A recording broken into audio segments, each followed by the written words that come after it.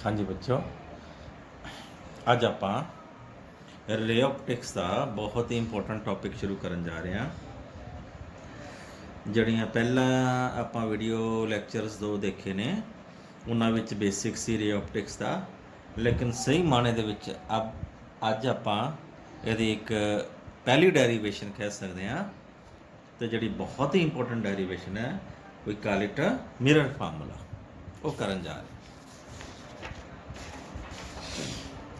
देखो मैं डेरिवेशन करा रहा mirror formula of A concave mirror. पहली गल तो याद रखियो कि इस चैप्टर चो जो कोई क्वेश्चन आया तो यही टॉपिक होना, ठीक है जी। बहुत बड़ा चैप्टर है ये, पूरी प्लस टू दे विच सब तो वड्डा यूनिट यह है, यूनिट पूरा यूनिट 6। तो काफ़ी टाइम लगन वाला आपां नूं ये खत्म करन च। तो ये थ्योरी के क्वेश्चन भी सैट हो सकते हैं। 3 नंबर का क्वेश्चन आ सैट हो सकता है, derive the mirror formula for concave mirror, ठीक है। जे थ्योरी का क्वेश्चन नहीं आया तो समझो न्यूमेरिकल तो आना ही आना, ओके। तो इस टॉपिक थ्योरी भी करनी है, तुसी इस डेरिवेशन नोट्स बना लियो, याद करके लिख के देख लियो, 2-3 बार पक्का कर लो इस चीज़ को, ठीक है ना। तो जो भी टेस्ट होएगा इस टॉपिक चो, इस चैप्टर चो यह डेरिवेशन पूछी जानी है। तो mirror formula for a concave mirror, हम ये दो पार्ट आ बच्चों, real image and virtual image. पहला आप थानू रियल इमेज केस करवा रहे हैं मैं, ठीक है। वर्चुअल इमेज भी उस तरह हो जाना। तो आ रियल इमेज केस दिखाया है थोड़े सामने, आह कनकेव मिरर दिखाया, डायग्राम मैं पहला दी बनाई हुई है। आ पोल है, आ फोकस है तो सेंटर ऑफ करवेचर है। थानू पहला दसिया सी फोकस और सेंटर ऑफ करवेचर की जी दूरी है डबल होंगी है, तो ऑब्जेक्ट जोड़ा है वह सेंटर ऑफ करवेचर तो पिछे है। जो भी इमेज बनानी है, इमेज का की रूल है ये सुन लियो। ऑब्जेक्ट तो एक रे पैरल लैके जानी है प्रिंसिपल एक्सिस से, दिस इज CP PC जो भी प्रिंसिपल एक्सिस है।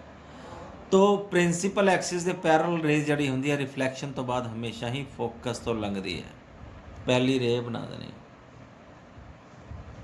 दूजी रे तुसी आ बड़ा सौखे तरीके नाल बना सकते हो। सेंटर ऑफ करवेचर दे अलोंग लंघ रही है, जिहड़ी रे सेंटर ऑफ करवेचर तो रिफ्लैक्शन तो पहला लंघ रही है, रिफ्लैक्शन तो बाद वो अपना पाथ नूं रीट्रेस कर लैंदी है, मतलब बैक चली जाती है। जिथे दो रेज मीट कर गई उत्थे इमेज बन जाती है। इसदा मतलब यह है कि इत्थे सिर्फ दो रेज ही नहीं, बाकी सारिया रेज हज़ारां लखां रेज इत्थे मीट कर सकदियां ने। एक तीजी रे होर लोड़ पैंदी है, डेरीवेशन दिखाया, एक सीधी पोल तो गई, आ एंगल ऑफ इंसीडेंस है, तो आ एंगल ऑफ इंसीडेंस है, तो आ एंगल ऑफ रिफ्लैक्शन होएगा आलमोस्ट सेम डिग्री का एंगल बना के आपां थैले नूं रे निकल जाएगी, राइट। आपां नूं पता एंगल ऑफ इंसीडेंस हमेशा एंगल ऑफ रिफ्लैक्शन के बराबर हुंदा, ठीक है ना। तो आ भी मैं थानू दस देना इत्थे एंगल ऑफ इंसीडेंस कितना सी, क्योंकि यह सेंटर ऑफ करवेचर तो लंघ रही है। थानू पता है जिहड़ी भी रे सेंटर ऑफ करवेचर तो सेंटर ते सर्कल के सेंटर तो लंघदी है, ये रेडियस हो जाएगा, तो ये हमेशा नॉर्मल होंदा है, मतलब इत्थे एंगल ऑफ इंसीडेंस 0 होएगा। जो ray of light along normal आ रही है तो रिफ्लैक्शन तो बाद नॉर्मल के अलॉन्ग ही चली जाएगी। मीनस जे मैं प्लेन मिरर दिखावा तो आ नॉर्मल है प्लेन मिरर का, जेकर कोई रे ऑफ लाइट इस डायरैक्शन च आएगी, रिफ्लैक्शन तो बाद उसी डायरैक्शन के विच पैरल चली जाएगी।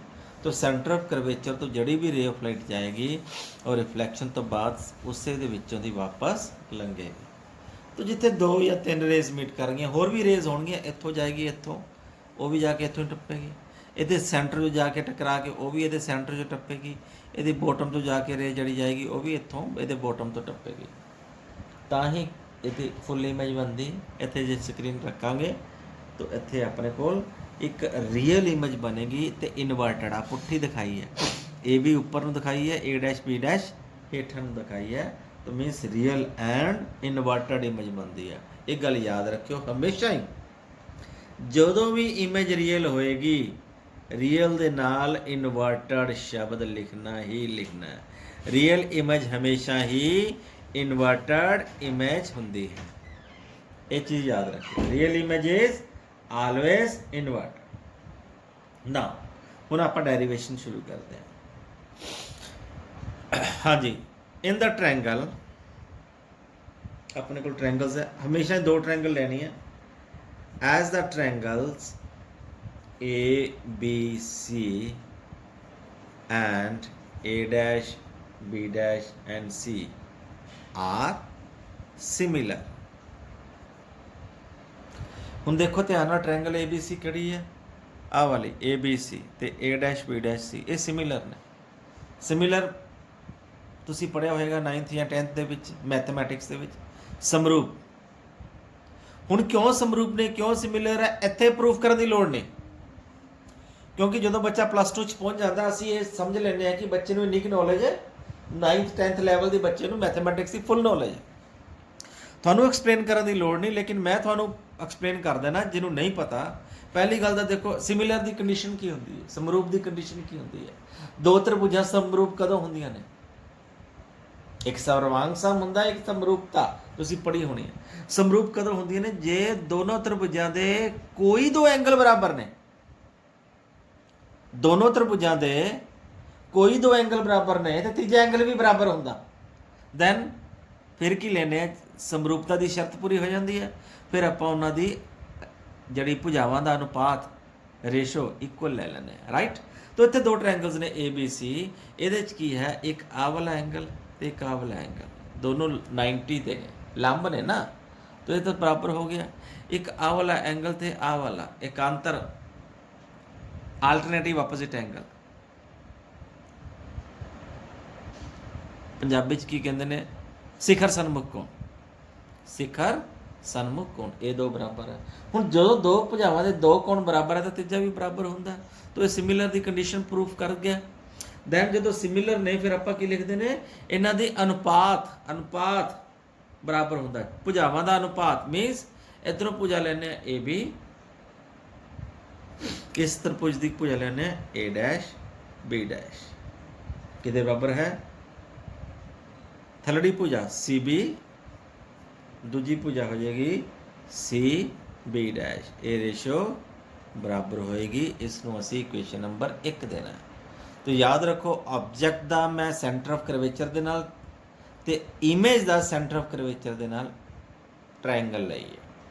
हर डेरिवेशन मिरर फार्मूले ਦੇ, चाहे कनकेव मिरर है, चाहे कन्वैक्स मिरर है, चाहे रियल इमेज है, चाहे वर्चुअल इमेज केस है, 3 केस ने, ਤਿੰਨਾਂ केसेस ਦੇ ਵਿੱਚ ਇਹੀ ट्रायंगल्स ਲੈਣੀ ਹੈ। Object the centre of curvature ਦੇ ਨਾਲ, image the centre of curvature ਦੇ ਨਾਲ ਸਿਮਿਲਰ ਲਿਖ ਦੇਣੀ ਹੈ, ਤੇ ਦੂਜੀ ट्रायंगल ਕੜੀ ਲੈਣੀ ਹੈ ਅਗੇਨ ऑब्जेक्ट ਦੀ पोल ਦੇ ਨਾਲ।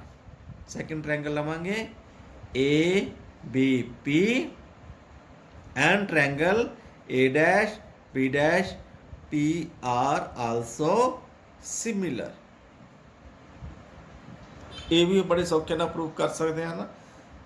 ए बी पी ਆ ਵੱਡੀ ट्रायंगल ਹੈ ए बी पी ਤੇ ए डैश बी डैश पी ਥੱਲੇ ट्रायंगल ਹੈ प्रिंसिपल एक्सिस ਦੇ, ਇਹ ਵੀ ਸਿਮਿਲਰ ਨੇ।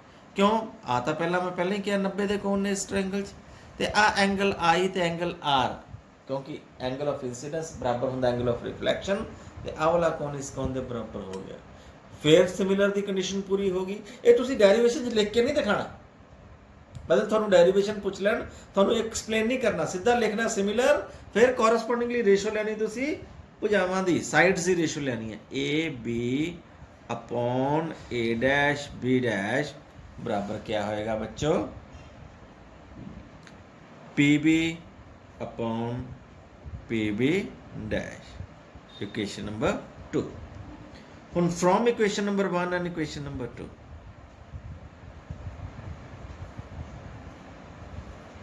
ए B upon A dash B dash, इधर भी A B upon A dash B dash, मतलब राइट हैंड साइड बराबर होंगे। We can write C B upon C B dash बराबर है P B upon P B dash. ना बच्चों इत्थे फिर मैं ही कहना, मैं थानू जिहड़ा सैकेंड वीडियो लैक्चर पाया सी उहदी लोड़ पै गई, वो इस वीडियो लैक्चर तो पहला तुसीं देख लेना है ना, देखिया ही होगा। साइन कन्वेंशन, साइन कन्वेंशन थानू दस्सिया सी all the distances are measured from pole, जिन्नियां भी दूरियां हो पोल तो मेजर करनी। तो सी बी ਦੇ ਵਿੱਚ ਪੋਲ ਤੋਂ ਮੈਜਰ ਨਹੀਂ ਕੀਤੀ ਗਈ, ਇੱਥੇ ਸੀ ਤੋਂ ਮੈਜਰ ਕੀਤੀ ਗਈ ਹੈ। तो ਇਸ ਨੂੰ ਮੋਡੀਫਾਈਡ ਕਰ ਦਿੰਦੇ ਆ। ਸੀ ਬੀ ਨੂੰ ਮੈਂ ਲਿਖ ਸਕਦਾ, ਸੀ ਬੀ ਆ ਦੇਖੋ ਡਿਸਟੈਂਸ ਸੀ ਤੋਂ ਲੈ ਕੇ ਬੀ, ਇਹਨੂੰ ਮੈਂ ਲਿਖ ਸਕਦਾ ਪੀ ਬੀ ਮਾਈਨਸ ਪੀ ਸੀ, ਲਿਖ ਸਕਦਾ ਨਾ, ਸੀ ਬੀ ਨੂੰ P B minus P C, that is P B minus of P C. Similarly C B dash आ वाली दूरी, इसमें लिख सकता P C minus P B dash, P C minus P B dash, ये value मैं इतने पुट कर देना। की आ जाएगा मेरे को relation P B minus P C upon P C minus P B dash बराबर है पी बी बटा पी बी डैश। ना फिर वही साइन कन्वेंशन वाले वीडियो लैक्चर की लोड़ पई मैनू, using new Cartesian sign convention, new Cartesian sign conventions. सब तो पहला पी बी नू मैं की लिख सकता, पी तो लैके बी, ये है ऑब्जेक्ट। तो बच्चों याद रखना ऑब्जेक्ट डिस्टेंस नू हमेशा ही ऑब्जेक्ट डिस्टेंस नू काहदे नाल लिखते हैं, यू ना, ऑलवेज पोल तो जड़ी ऑब्जेक्ट है इसनू यू ना लिखते हैं, ठीक है जी। तो पी बी नू मैं लिख सकता यू, याद करो थानू लिखाया सी साइन कन्वेंशन दे विच, if distances are measured opposite to the incident ray then it will taken as negative, along the incident ray then it will be taken as positive। PB incident ray है along A तो D जा रही है, लेकिन असी distance measure कर रहे हैं PB, तो ए दी वैल्यू आएगी माइनस यू। याद रखो बच्चों ऑब्जेक्ट डिस्टेंस हमेशा ही नेगेटिव हुंदा, क्योंकि ऑब्जेक्ट डिस्टेंस इदा ही मेजर करांगे ना, इधरले पासे ऑब्जेक्ट रखांगे, इंसिडेंट रे दे उल्टी डायरेक्शन च मेजर करांगे, ऑब्जेक्ट डिस्टेंस हमेशा ही नेगेटिव हुंदा। इस केस दे विच मैं P B dash, P B dash एक ही है इमेज डिस्टेंस, इमेज डिस्टेंस, तो इमेज डिस्टेंस नू काहदे नाल लिखदे हां वी ना। तो बच्चों इमेज डिस्टेंस इस केस दे विच माइनस वी आ जाएगा पी बी डैश, क्योंकि इमेज इधरले पासे बनी, जिस केस इमेज इधरले पासे बनेगी, इमेज तो कितना भी बन सकती है ना, तो मिरर दे खब्बे पासे भी बन सकती है, सज्जे पासे भी बन सकती है। जो मिरर दे सज्जे पासे बनती होएगी दैन ऑब्जेक्ट ओदा इमेज डिस्टेंस असीं पॉजिटिव ले लांगे, तो जे इमेज दे खब्बे पासे बन रही है, जिवें आ पहला केस आपां कर रहे हैं इहदे च मिरर दे खब्बे पासे ही बन रही है, तो इत्थे वी भी नैगेटिव आ जाएगा, ऑब्जेक्ट डिस्टेंस भी नैगेटिव ही होएगा। दैन पी सी, पी तो लैके सी तुहानूं दस्सिया सी ये की हुंदा है, radius of curvature, principal pole अते सेंटर ऑफ कर्वेचर का डिस्टेंस जोड़ा है ये वाला P C, that is always equal to R. हाँ जी आर, क्योंकि ए भी ऑपोजिट ही है, माइनस आर लिखा। तो putting this value here in this equation number 3, putting in equation number 3 P B की वैल्यू लिख रहा मैं minus U, minus of P C की वैल्यू लिख रहा minus of R, P C की वैल्यू फिर minus of R, minus P B dash की value minus of V, P B की वैल्यू माइनस ऑफ यू, तो पी बी डैश की value minus of we. एक ही बन गया minus U plus R upon minus R plus V बराबर है U upon V, cross multiply कर दें इनू ये ना, लैट अस सी की रिलेशन आता अपने को, देखो जी माइनस यू भी आ गया प्लस आर भी बराबर है minus U R plus U V. Okay, अब माइनस यू वी इधर जाके प्लस यू वी हो जाएगा, अब माइनस यू आर इधर जाके प्लस यू आर हो जाएगा। इनू इधरले पासे ले आने, इनू इधरले पासे इस थां ते जाने, माइनस यू आर आ जाएगा plus U R plus R V, ये माइनस यू वी इधर आके प्लस यू वी, तो उधर पहला भी यू वी सी 2 यू वी होएगा। फिर करते हैं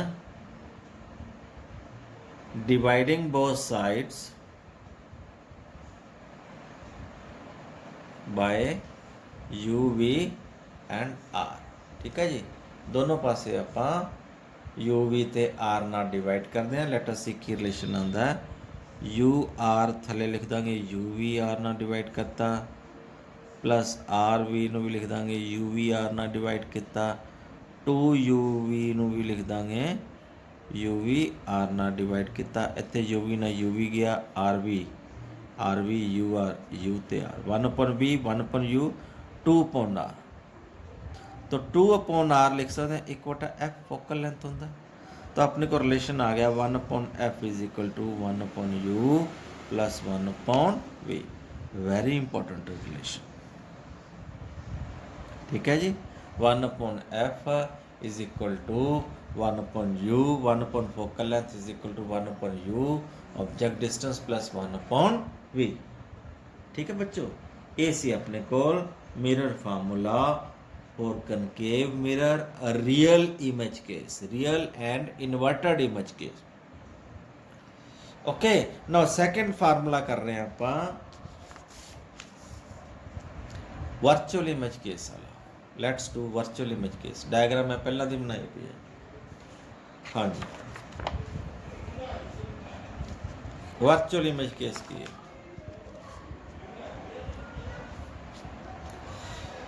देखो जी, ਹੁਣ ਇਹ ਉਹੀ ਕਨਕੇਵ ਮਿਰਰ ਹੈ। ਹੁਣ ਜਦੋਂ ਉਹੀ ਆਬਜੈਕਟ ਪਹਿਲਾਂ ਇੱਥੇ ਪਿਆ ਸੀ ਸੀ ਦੇ ਪਿੱਛੇ, ਹੁਣ ਫੋਕਸ ਤੋਂ ਅੱਗੇ ਆ ਗਿਆ। ਫੋਕਸ ਤੋਂ ਅੱਗੇ ਆਉਣ ਦੇ ਨਾਲ ਜਿਹੜੀ ਸਭ ਤੋਂ ਪਹਿਲਾਂ ਰੇ ਪੈਰਲਲ ਰੇ ਪ੍ਰਿੰਸੀਪਲ ਐਕਸਿਸ ਤੇ ਜਾਏਗੀ, ਰਿਫਲੈਕਸ਼ਨ ਤੋਂ ਬਾਅਦ ਫੋਕਸ ਤੋਂ ਲੱਗਣੀ ਹੈ, ਰਾਈਟ। ਦੂਜੀ ਰੇ ਮੈਂ ਤੁਹਾਨੂੰ ਕਿਹਾ ਸੀ ਸੈਂਟਰ ਆਫ ਕਰਵੇਚਰ ਤੋਂ ਲੰਘ ਦੋ, ਕੱਢ ਦੋ, ਐਂ ਜਾਏਗੀ ਪੈਰਲਲ, ਬੈਕ ਟ੍ਰੇਸ ਕਰ ਦੇਗੀ। ਤੀਜੀ ਰੇ ਮੈਂ ਕਿਹਾ ਸੀ ਪੋਲ ਤੋਂ ਕੱਢੋ, पोल तो लगभग 90 डिग्री का एंगल बना के इतों कट दो। ये तीनों रेस कितने मीट नहीं करनी है, ना 1 ना 2 ना 3, ये फैल रही हैं। पर जे आप इन्हों एक्सट्रा प्लेट कर लीए, एक्सट्रा प्लेट मतलब बढ़ा लीए, सानू इधरों दी मिलदियां हुई नज़र आ रही हैं, बट एक्चुअली ऐसा नहीं है। सानू पता मिरर के पिछले पासे तो लाइट जा ही नहीं सकती क्योंकि इधर तो पॉलिश्ड है, लेकिन सानू इधरों देखांगे, आई दे नाल इधरले पासे देखांगे कि सानू लगेगा आह वाली ऑब्जेक्ट इत्थे मिलती हुई नज़र आ रही है। मीनस इत्थे की बन गया ये वर्चुअल इमेज। जो रेस एक्चुअल च मीट नहीं करदियां, मीट करदियां हुई नज़र आ रही होण, वो किहड़ा केस हुंदा है, वर्चुअल इमेज। तो याद रख लो वर्चुअल इमेज हमेशा ही इरैक्ट हुंदी है, इरैक्ट क्योंकि सीधी है। इरैक्ट मीनस तो रियल हमेशा इन्वर्टड हुंदी है। अखां बंद करके लिखियो रियल दे नाल इन्वर्टड, तो वर्चुअल इमेज इरैक्ट हुंदी है, हमेशा ही सीधी हुंदी है। एक अद्धा केस होएगा, वो स्पैशल केस होएगा, जदों आएगा आप डिस्कस करांगे उन्हें। ठीक है जी, तो वर्चुअल इमेज जिहड़ी है इत्थे अपने कोल किहड़ी होगी, इरैक्ट। तो इत्थे भी ट्रायंगल्स ओही लेनी जिहड़ियां पहलां लईआं। ट्रायंगल किहड़ी, A B C and triangle A dash B dash C. तुम देख सकते हो ए बी सी, आ देखो वड्डी triangle A dash B dash C. फिर सिमिलर है क्योंकि आ एंगल तो कॉमन ही आ गया, इतने 90 आ 90 दे आ गए।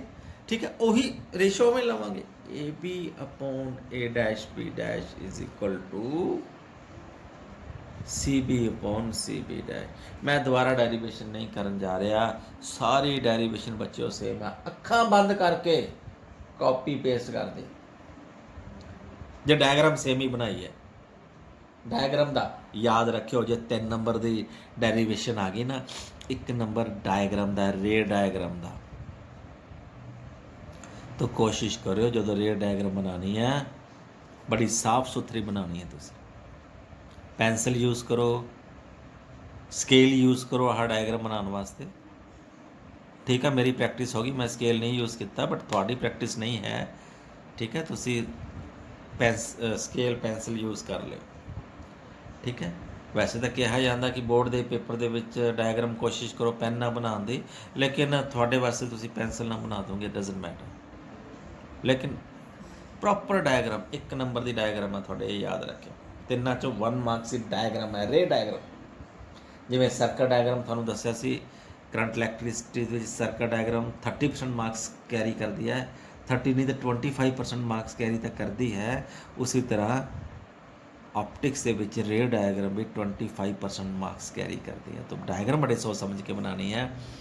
ਡਾਇਗਰਾਮਸ ਦੀ ਕਲੈਰਿਟੀ ਤੁਹਾਨੂੰ ਵੀ ਹੋਏ, ਠੀਕ ਹੈ। ਜੇ ਤੁਹਾਨੂੰ ਕਲੈਰਿਟੀ ਹੋਏਗੀ ਤਾਂ ਤੁਸੀਂ ਪ੍ਰੋਪਰ ਲੈਬਲਿੰਗ ਕਰੋਗੇ ਤੇ ਤੁਹਾਨੂੰ ਮਾਰਕਸ ਵੀ ਪ੍ਰੋਪਰ ਮਿਲਣਗੇ। तो डेरिवेशन सेम है, डेरिवेशन मैं दोबारा नहीं करने वाला। तो फार्मूला रिजल्ट अपने को सेम ही है ना, 1/f = 1/u + 1/b। लास्ट ਦੇ ਵਿੱਚ ਚੇਂਜਸ ਆਣਗੀਆਂ।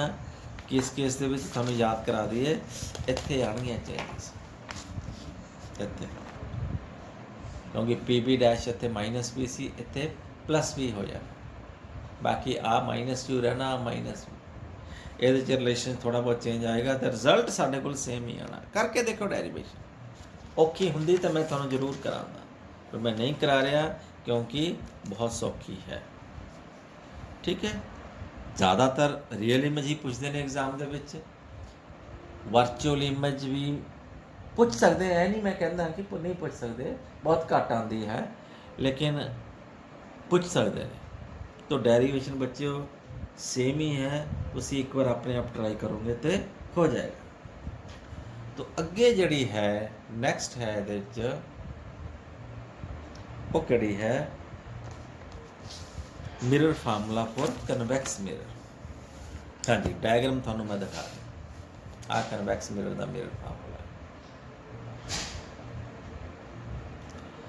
कन्वैक्स मिरर के विच अंदरले पासे पॉलिश की होंगी है। आ ऑब्जेक्ट है, ये ऑब्जेक्ट इधर कोई फोकस नहीं, कोई सेंटर ऑफ कर्वेचर नहीं, इतने रखो डजंट मैटर। फोकस इधरले पासे चला गया, उल्टे पासे, सेंटर ऑफ कर्वेचर भी इधरले पासे चला गया। आ पी तो लैके सी तक का डिस्टेंस आ, ये होएगा आर, ये होएगा यू, यू तो ऑलवेज नेगेटिव है। आ होएगा जिथे A' B' बन रही है V, ये होएगा इमेज डिस्टेंस PB'। तो पहला ray of light parallel to principal axis, reflection तो बाद किधर नूं जाएगा, हुण फोकस तो है नहीं, फोकस इधरले पासे है, हुण इधर जा नहीं सकता, रे ऑफ लाइट ऐ चली जाएगी, but it seems to be coming from focus, ऐ लगेगा कि फोकस तो आ रही है। दूजी रे ऑफ लाइट इधर बिल्कुल सेंटर ऑफ कर्वेचर वाल जा रही है, लेकिन इत्थों पार नहीं जानी, इत्थों रिट्रेस ऐ बैक चली जाएगी, फोकस इधर चला गया, आ सेंटर ऑफ कर्वेचर तो चली गई। तीजी रे ऑफ लाइट पोल वाल जाएगी, सेम डिग्री का एंगल बना के इधर निकल जाएगी। ये तीनों रेस कितने ने मीट करनी है, लेकिन they seems to be meeting from somewhere here. तो इत्थे अपने कोल वर्चुअल, इत्थे भी कड़ा इमेज बन रहा है, वर्चुअल इमेज बन रहा है, virtual image and erect image. लेकिन इन्होंने दोनों इमेज फर्क की है, आ वाली इमेज कड़ी है इनलार्ज्ड, वड्डी इमेज है, ये कड़ी है स्मॉल इमेज, फर्क यही। तो इत्थे भी डेरिवेशन उवें ही लैनी है, दो ट्रायंगल्स लैनी है, किहड़ियां किहड़ियां, ट्रायंगल ABC, अखा बंद करके वही डेरिवेशन करनी है, and triangle A', B', ABC आ देखो वड्डी ट्रायंगल है, A', B', आ छोटी ट्रायंगल है, दे आर सिमिलर। तो दूजी लवांगे ABP, A', B', देखो आ आर है तो आ भी आर होएगा, शिखर सन्मुख कोण, आई बराबर आर, आ एंगल बराबर हो गए, आ 90 बराबर हो गए, फिर वो सिमिलर की कंडीशन पूरी होगी, फिर रेशो लवांगे तो रिजल्ट भी साढ़े को सेम आएगा कि 1/f = 1/u + 1/v, same result. हाँ इतने याद रखियो, इतने इमेज डिस्टेंस भी पॉजिटिव होएगा तो आर भी प्लस लिखना आप जो सबसटीट्यूट करांगे, रिजल्ट के विच कोई चेंजेस नहीं है। तो ये डेरिवेशन भी तुसी अपने आप कर सकते हो, कोई औखी डेरिवेशन नहीं है। ठीक है बच्चों, थैंक यू, इन्ना आज वास्ते बहुत है। Have a nice day.